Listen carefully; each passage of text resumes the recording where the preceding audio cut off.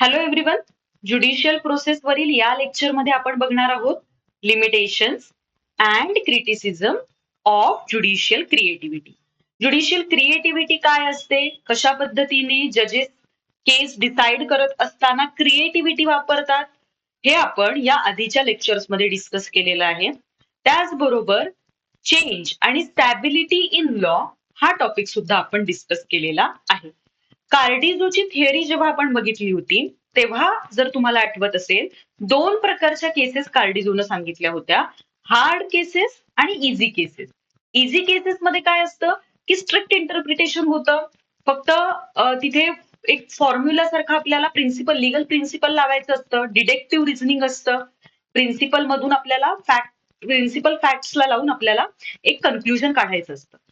हे इतकं इझी असतं इझी केसेसमध्ये. पण हार्ड केसेसमध्ये मात्र ज्युडिशियरीला अनेक आयाम तपासावे लागतात, क्रिएटिव्हिटी वापरावी लागते आणि त्यामुळेच डेव्हलपमेंट ऑफ लॉ साध्य होते. लॉ जो आहे, कायदा जो आहे, तो डेव्हलप होतो, प्रोटेक्शन ऑफ राईट्स होतं. ओके, त्यामुळे ज्युडिशियल क्रिएटिव्हिटी खूप जास्त इम्पॉर्टंट ठरते. आणि ज्युडिशियल क्रिएटिव्हिटी आपल्याला कुठे दिसून येते? हार्ड केसेसमध्ये दिसून येते, जसं कार्डिझोने सांगितलं. Right. It is not free from criticism and limitation. जरी हे खूप इम्पॉर्टंट असलं, ज्युडिशियल क्रिएटिव्हिटी किती इम्पॉर्टंट आहे, ज्युडिशियल क्रिएटिव्हिटीच्या माध्यमातून किती केसेस ज्युडिशियरीने डिसाईड केलेल्या आहेत आणि त्यातून मोठ्या प्रमाणावर लॉ मध्ये डेव्हलपमेंट झालेली आहे, सोशल ट्रान्सफॉर्मेशन झालेलं आहे, राईट्स प्रोटेक्ट झालेले आहेत, हे सगळं जरी खरं असलं तरी सुद्धा काही क्रिटिसिझम्स आहेत, काही लिमिटेशन्स आहेत. बऱ्याचदा आपल्याला क्रिटिकल अनालिसिसचे क्वेश्चन्स विचारले जातात, तेव्हा आपल्याला जसं पॉझिटिव्ह साईड मांडायची आहे सगळ्या गोष्टींची, तसं आपल्याला नेगेटिव्ह साईड सुद्धा दाखवून देता आली पाहिजे, क्रिटिसिझम सुद्धा सांगता आलं पाहिजे, लिमिटेशन सुद्धा मांडता आले पाहिजेत आणि मग कन्क्लुजन द्यायचं आहे, की जो की बॅलन्स अप्रोच असतो, बॅलन्स नेचरचं आपलं कन्क्लुजन असतं, ज्याला मिडल पाथ किंवा आन्सर मध्ये आपल्याला अशा कन्क्लुजन पर्यंत यायचंय की हो, काही लूपहोल्स आहेत, काही क्रिटिसिझम आहे, काही लिमिटेशन आहे, पण क्रिएटिव्हिटी सुद्धा तितकीच इम्पॉर्टंट आहे. मग या सगळ्यांना साधणारं बॅलन्स ओपिनियन आपल्याला इथे देता आलं पाहिजे. तर त्यासाठीच आपण limitations and criticisms of judicial creativity बघणार आहोत. पहिला कन्सर्न आहे ज्युडिशियल ओव्हररीच. बघा, लेजिस्लेचर, एक्झिक्युटिव्ह आणि ज्युडिशियरी यांना आपापले काही फंक्शन्स वाटून देण्यात आलेले आहेत. साधं आहे, कायदे मंडळाला कायदे बनवायचे, लेजिस्लेचरला लॉ बनवायचंय, कार्यकारी मंडळाला म्हणजे आपल्या एक्झिक्युटिव्हला काय करायचंय, लॉ इम्प्लिमेंट करायचंय आणि ज्युडिशियरीला लॉचं इंटरप्रिटेशन करायचं आहे आणि त्याचबरोबर डिस्प्यूट रिझॉल्युशन करायचंय. अशा पद्धतीने कामाची काय करण्यात आलेली आहे, विभागणी करण्यात आलेली आहे, पॉवरची विभागणी करण्यात आलेली आहे, सेपरेशन ऑफ पॉवर्स सांगितलेलं आहे. कॉन्स्टिट्युशनल डॉक्ट्रिन आहे हे सेपरेशन ऑफ पॉवर, ज्यामध्ये लेजिस्लेचर आणि एक्झिक्युटिव्हच्या जर डोमेनमध्ये ज्युडिशरी मोठ्या प्रमाणावर इन्व्हॉल्व्ह व्हायला लागली किंवा एक्सेसिव्ह क्रिएटिव्हिटी दाखवायला लागली, लेजिस्लेचरचं काम आहे लॉ मेकिंग करणं, पण ज्युडिशरीज लॉ बनवायला लागली, गाईडलाईन्स पास करायला लागली किंवा डिसिजन्स असे द्यायला लागली की ज्याच्यामध्ये एक्झिक्युटिव्हचं फंक्शन असतं इम्प्लिमेंटेशन, तो इम्प्लिमेंटेशनचे ऑर्डर्स ज्युडिशरी पास करायला लागली, पॉलिसी मेकिंग मध्ये ज्युडिशरी उतरायला लागली, तर इथे एक्सेसिव्ह क्रिएटिव्हिटी होईल ना. आणि एक्सेसिव्ह क्रिएटिव्हिटी किंवा काही एक्सेसिव्ह होणं डेमोक्रेसीमध्ये हे हार्मफुलच असतं. आणि त्याच्यामुळे काय होतं, जजेस आपल्याला लॉ मेकिंग करताना दिसू शकतात रॅदर दॅन इंटरप्रिटिंग देम, आणि यातूनच कॉन्स्टिट्युशनल बॅलन्स बिघडू शकतो. एक्सेसिव्ह गोष्टी या बॅलन्स बिघडवतात. त्यामुळे हे एक मेजर क्रिटिसिझम आहे की ज्युडिशियल क्रिएटिव्हिटी जर जास्त प्रमाणात व्हायला लागली तर ज्युडिशियल ओव्हररीच होऊ शकतं आणि त्यातून काय होऊ शकतं, कॉन्स्टिट्युशनल बॅलन्स बिघडू शकतो. आता अजून काय क्रिटिसिझम आहे, तर जजेस हे अनइलेक्टेड ऑथॉरिटीज असतात. म्हणजे बघा, लेजिस्लेचरमध्ये जे काही लोक बसलेले आहेत व लेजिस्लेचरमध्ये जे लोक लॉ पास करणार आहेत, कायदा बनवणार आहेत, ते लोकनियुक्त प्रतिनिधी आहेत. Members of legislature who represent the will of people, ते लोकांची इच्छा व्यक्त करतात. म्हणजे लोकांना असं वाटतंय की या पर्टिक्युलर व्यक्तींनी आमच्यासाठी कायदे बनवावे, म्हणून लोकांनी त्यांना निवडून दिलेला आहे आणि संसदेत पार्लमेंटमध्ये बसवलेलं आहे. त्यामुळे पण जजेस मात्र कशा पद्धतीने येतात, ते काही इलेक्टेड नसतात, त्यांना दर 5 वर्षांनी इलेक्शन्सना सामोरं जायचं नसतं, लोकांची विल वगैरे इथे काही नसते जजेसच्या कंटेक्स्टमध्ये. त्यामुळे जेव्हा जजेस क्रिएट करतात न्यू प्रिन्सिपल और expand laws, it raises democratic concerns as unelected individuals are influencing public policy. त्यामुळे एक डेमोक्रॅटिक कन्सर्न सुद्धा रेज होताना आपल्याला दिसतो. बघा, जिथे काही केसेस आहेत जिथे कोर्टानं डिटेल गाईडलाईन्स दिल्या जेव्हा लेजिस्लेशन ऍबसेंट होतं, जसं की Vishakha versus state of Rajasthan या केसमध्ये कोर्टानं डिटेल्ड गाईडलाईन्स दिल्या होत्या सेक्शुअल हॅरासमेंट ऍट वर्क प्लेसच्या प्रिव्हेन्शनच्या related. Prevention of sexual harassment at work place related याआधी कोणत्याही प्रकारच्या गाईडलाईन्स किंवा कोणत्याही प्रकारचा कायदा लेजिस्लेचरने पास केलेला नव्हता. लॉ ऍबसेंट होता. ओके, मग हे जो ऍबसेन्स आहे तो दूर करण्यासाठी म्हणून ज्युडिशरीने, कोर्टने काय केलं, डिटेल गाईडलाईन्स दिल्या. त्या गरजेच्या होत्या का? नो डाऊट होत्या, दो नेसेसरी, पण तरी सुद्धा have been debated as instances of judicial law making. तरी सुद्धा त्याच्यावरती डिबेट झाले की ज्युडिशरी लॉ मेकिंग मध्ये उतरत आहे, कारण आणि जर अशाच पद्धतीने चालू राहिलं तर डेमोक्रॅटिक कन्सर्न्स अराईज होतील, कारण जजेस कोण आहेत? अनइलेक्टेड ऑथॉरिटीज आहेत. पुढचं लिमिटेशन आहे रिस्क ऑफ सब्जेक्टिव्हिटी और personal bias. Judicial creativity depend on interpretation and reasoning of individual जजेस. ओके, इंडक्टिव्ह रिझनिंग वरती बेस्ड असतं हे सगळं जे काही सिनारिओ आहे की ज्यामध्ये फॅक्ट्स आधी येतात, मग इंटरप्रिटेशन केलं जातं आणि मग जजेस त्याच्यातून डॉक्ट्रीन किंवा प्रिन्सिपल लेट डाऊन करतात किंवा प्रिन्सिपल्स काढतात. ओके, आणि ते आपल्याला समजतात. आता हे काय होऊ शकतं, इथे जे ओपिनियन्स आहेत जजेसचे ते व्हॅरी होऊ शकतात, इंटरप्रिटेशन व्हॅरी होऊ शकतं. डिफरंट जजेस may have different views on justice बद्दल, मोरॅलिटी बद्दल और social needs leading to inconsistency in decision. Okay, त्यामुळे जर फार क्रिएटिव्हिटी झाली, फार जजेस स्वतःचं डिस्क्रिशनच प्रत्येक मॅटर्स मध्ये वापरायला लागले तर इनकन्सिस्टन्सी तयार होऊ शकते डिसिजन मध्ये आणि प्रेडिक्टॅबिलिटी कमी होऊन this can reduce predictability in law and create uncertainty. बघा, सर्टन्टी खूप जास्त इम्पॉर्टंट असते, हे आपण ऑलरेडी अभ्यासलेलं आहे. का गरजेची असते सर्टन्टी? पब्लिकचा कॉन्फिडन्स राहण्यासाठी. एखाद्या व्यवस्थेवर जर लोकांनी विश्वास ठेवावा असं आपल्याला वाटत असेल तर तिथे सर्टन्टी, ट्रान्सपरन्सी, प्रेडिक्टॅबिलिटी असावी लागते. तो इथे आपण हे म्हणू शकतो की रिस्क ऑफ सब्जेक्टिव्हिटी किंवा पर्सनल बायसची रिस्क वाढते जेव्हा ज्युडिशियल क्रिएटिव्हिटी असते किंवा ज्युडिशरी जेव्हा जजेस क्रिएटिव्हिटी वापरत असतात. तर हे आपल्याला एक चॅलेंज म्हणून मांडता येईल, लिमिटेशन आहे, क्रिटिसिझम आहे. ठीक आहे. त्यानंतर judicial creativity may also disturb the principle of separation of power. हे आपण सुरुवातीलाच बघितलं की सेपरेशन ऑफ पॉवरचं जे प्रिन्सिपल आहे which is basic feature of constitution. According to this principle the legislature makes laws, executive implements them and judiciary interpret them. If courts excessively intervene in policy matters, बघा courts खूप जास्त policy matters मध्ये यायला लागले, जे की legislature एक्झिक्युटिव्हचं काम आहे. राईट, लेजिस्लेचर एक्झिक्युटिव्हच्या डोमेन मध्ये जर कोर्ट्स एक्सेसिव्हली इंटरव्हीन करायला लागले, पार्ट घ्यायला लागले, they may encroach upon the functions of other organs. Encroachment होऊ शकते, ती आक्रमण होऊ शकतं ते अदर ऑर्गन्सच्या फंक्शन्स वरती. त्यांना फ्रीली काम करता येणार नाही. For instance, frequent judicial intervention in administrative or policy decisions have sometimes been criticized as judicial activism. Okay, judicial activism म्हणून या गोष्टींना क्रिटिसाइज केलं जातं की ज्युडिशरी खूप जास्त ऍक्टिव्हिजम दाखवते आहे, त्यातून ओव्हररीच होतोय आणि ऍडमिनिस्ट्रेटिव्ह किंवा ज्या काही पॉलिसी डिसिजन्स आहेत त्या पॉलिसी डिसिजन्स मध्ये ज्युडिशियल इंटरव्हेन्शन वाढतंय आणि त्यातून काय प्रॉब्लेम क्रिएट होतोय किंवा काय क्रिटिसिझम आहे, काय लिमिटेशन आहे, तर ते डिस्टर्ब करताय प्रिन्सिपल ऑफ सेपरेशन ऑफ पॉवरला. ओके, त्यानंतर courts themselves have acknowledged that judicial process is not solution to every social and political problem. ज्युडिशरीने वेळोवेळी हे सांगितलेलं आहे, आपल्या जजमेंट्स मधून अॅक्नॉलेज केलेलं आहे की सगळ्या प्रॉब्लेम्स वरती ज्युडिशरी किंवा ज्युडिशियल प्रोसेस हे सोल्युशन नसणार. इथे तिन्ही ऑर्गन्स आहेत, लेजिस्लेचर, एक्झिक्युटिव्ह आणि ज्युडिशरी, ह्यांनी तिन्ही ऑर्गन्सनी ऍक्टिव्ह असून काम करणं गरजेचं आहे जर आपल्याला सगळे सोशल आणि पॉलिटिकल प्रॉब्लेम सॉल्व्ह करायचे असतील. The Supreme Court has emphasized that its power, especially under Article 32, जे रेट ज्युरिस्डिक्शन आहे, रेट आपण दाखल करू शकतो अंडर आर्टिकल 32 जर फंडामेंटल राईट्सचं व्हायोलेशन होत असेल तर, are made for the protection of fundamental rights. Not for addressing every issue in society. प्रत्येक इश्यू जर तुम्ही सोसायटीतला आर्टिकल 32 अंडर जाऊन सॉल्व्ह करायला लागलात तर ते त्यासाठी बनलेलं मेकॅनिझम नाहीये. Overuse of judicial remedies may lead to misuse of judicial process for personal and political gains.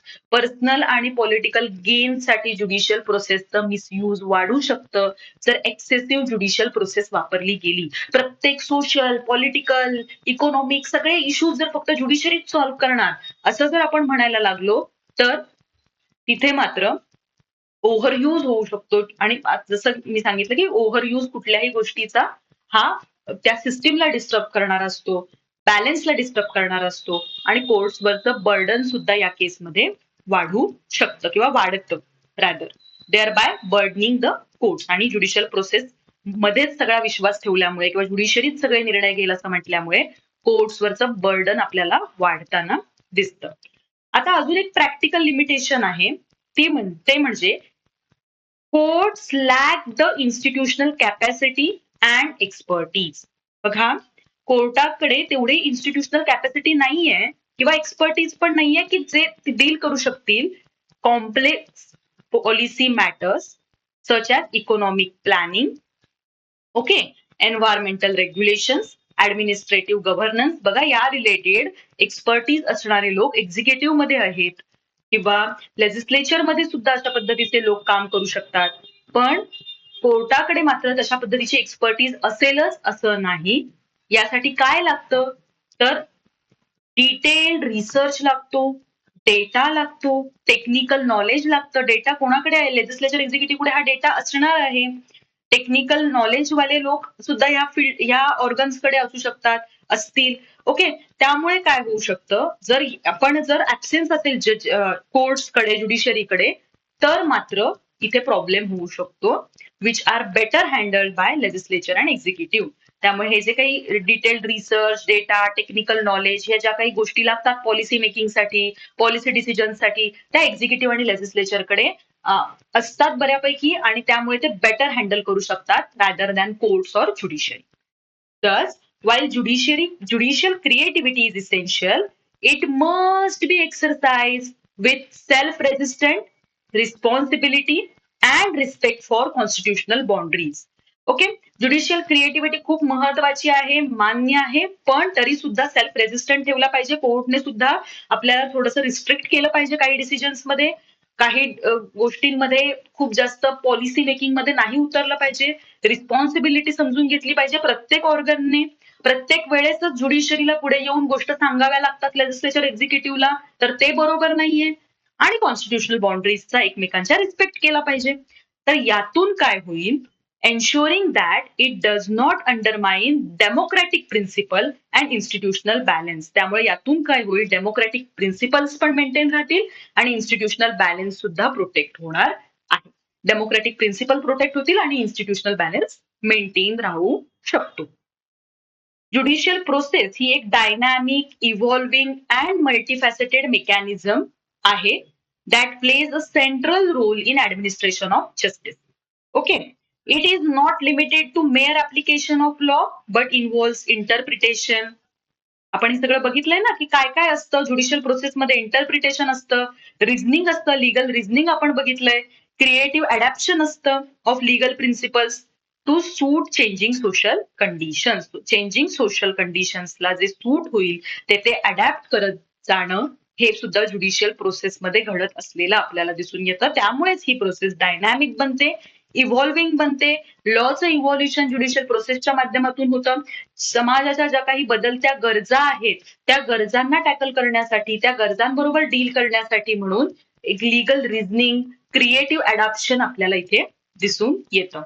Through legal reasoning जजेस ensure that decisions are logical and consistent. Through precedents they maintain stability and uniformity, and through judicial creativity they ensure that law remains relevant, progressive and responsive.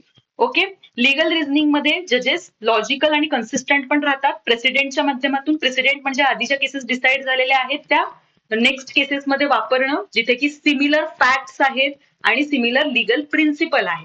Okay, similar केसमध्ये ती केस मध्ये जो decision, आधीच्या केसमध्ये जो decision झालेला आहे तो वापरण्याला आपण प्रेसिडेंट म्हणतो किंवा डॉक्ट्रिन ऑफ स्टेअर डिसायसिस म्हणतो. Okay, to stand by decision, decided केसेसच्या बाजूने उभं राहणं. ओके, यातून स्टॅबिलिटी आणि युनिफॉर्मिटी मेंटेन होते. आणि ज्युडिशियल क्रिएटिव्हिटी आपण बघितली तर त्या ज्युडिशियल क्रिएटिव्हिटीच्या माध्यमातून लॉ रिलेव्हंट राहायला, प्रोग्रेसिव्ह आणि रिस्पॉन्सिव्ह राहायला मदत होते. Okay, Judicial creativity has significantly contributed in growth and development of law. Judicial creativity ने खूप significantly growth आणि development मध्ये contribution दिलेलं आहे. वृद्धी आणि विकास कायद्याचा करण्यामध्ये जे काही ज्युडिशियल क्रिएटिव्हिटी आहे त्याचा मोठा वाटा असलेला आपल्याला दिसून येतो. आणि कॉन्स्टिट्युशनल मॅटर्स मध्ये आपण तर केस लॉ सुद्धा बघतो आहोत. It has help in expanding fundamental rights, filling legislative gaps, fundamental राईट्सचं एक्सपान्शन असेल, लेजिस्लेटिव्ह गॅप्सचं फिल करणं असेल, जसं की विशाखा वर्सेस स्टेट ऑफ राजस्थानमध्ये ऍब्सेन्स ऑफ लॉ होता. Okay, and addressing new challenges arising in society, नवीन चॅलेंजेसला ऍड्रेस करण्याचं काम सुद्धा इथे होताना आपल्याला दिसतंय. At the same time doctrine of precedent ensure that this development is not arbitrary but is guided bye कंटिन्युइटी and consistency. Okay, doctrine of precedent म्हणजे फक्त आर्बिट्ररीली आधीचा जो काही प्रेसिडेंट आहे किंवा आधीच जो काही डिसिजन झालेला आहे तो जसाच्या तसा नेक्स्ट केसमध्ये काही विचार न करता वापरणं असं नसतं. तर तिथे कंटिन्युइटी आणि कन्सिस्टन्सी मेंटेन राहणं हे ऑब्जेक्टिव्ह आहे. True strength of judicial process lies in its ability to balance tradition with change. Okay? True strength कशात आहे ज्युडिशियल प्रोसेसची? खरी शक्ती, खरी ताकद बॅलन्स करायचंय ट्रॅडिशनला पण, म्हणजे प्रेसिडेंटला, स्टेअर डिसायसिसला किंवा आपण स्टॅबिलिटी ऑफ लॉ जे बघितलंय ते ट्रेडिशन म्हणून आपण बघणार. आणि चेंज म्हणजे judicial creativity, judicial activism, right? While stability ensures certainty and public confidence, creativity ensures justice and adaptability. Okay, समाज जसा बदलणार तसं अडॉप्टिव्ह व्हायला लागणार आहे. लॉला सुद्धा जस्टिसच्या धारणा बदलणार आहेत, त्या सुद्धा आपण स्वीकारल्या पाहिजेत. सो इथे चेंज आपल्याला इम्पॉर्टंट ठरतो, ज्याच्यातून क्रिएटिव्हिटी समोर येते आणि ह्या क्रिएटिव्हिटी मधून जस्टिस आणि अडॅप्टेबिलिटी मेंटेन होते. Through they create a legal system that is both reliable and flexible. याच्या माध्यमातून टुगेदर म्हणजे ह्या दोन्ही गोष्टी वापरून, ट्रॅडिशन आणि चेंज म्हणजे स्टॅबिलिटी आणि क्रिएटिव्हिटी, ह्या दोन्ही गोष्टी वापरून रिलायबल आणि फ्लेक्झिबल अशी सिस्टीम आपण तयार करू शकतो. However, this power must be exercised with caution and restraint. जी काही ज्युडिशियल क्रिएटिव्हिटीची पॉवर आहे ती कॉशन आणि रिस्ट्रेंटनी वापरली पाहिजे. The judiciary must respect the limits imposed by constitution and avoid encroaching upon functions of other organs of government. हे आपण बघितलं legislature एक्झिक्युटिव्हच्या domain मध्ये फार ज्युडिशरीने एनक्रोच नाही केलं पाहिजे. लिमिट्स पण लक्षात घेतल्या पाहिजेत ज्या कॉन्स्टिट्यूशनने घालून दिलेल्या आहेत, कॉन्स्टिट्यूशनल लिमिट्स आहेत. Only by maintaining this balance can the judicial process effectively uphold rule of law, protect fundamental rights and promote justice in society. हे जर मेंटेन झालं, हा बॅलन्स मेंटेन आपण करू शकलो, जर कॉशन आणि रिस्ट्रेंटनी आपण स्टॅबिलिटी म्हणजे डॉक्ट्रिन ऑफ प्रेसिडेंट आणि ज्युडिशियल क्रिएटिव्हिटी या दोन्ही गोष्टी वापरू शकलो, तर रूल ऑफ लॉ मेंटेन होणार आहे, फंडामेंटल राईट्सचं प्रोटेक्शन होणार आहे आणि एक जस्ट सोसायटी आपण प्रमोट करू शकतो. Social transformation, social justice ensure होण्यामध्ये सुद्धा मग ज्युडिशियल प्रोसेस इफेक्टिव्हली काम करू शकते. फक्त गरजेचं काय आहे? कॉशन आणि रिस्ट्रेंट. ओके, आय होप हा पॉइंट तुम्हाला समजला असेल. नेक्स्ट पॉइंट मध्ये आपण tools and techniques of judicial creativity आणि प्रेसिडेंट बघणार आहोत. ओके, टूल्स अँड टेक्निक्स, कोणत्या कोणत्या प्रकारचे टूल्स आणि टेक्निक्स ज्युडिशियल क्रिएटिव्हिटी मध्ये वापरले जातात.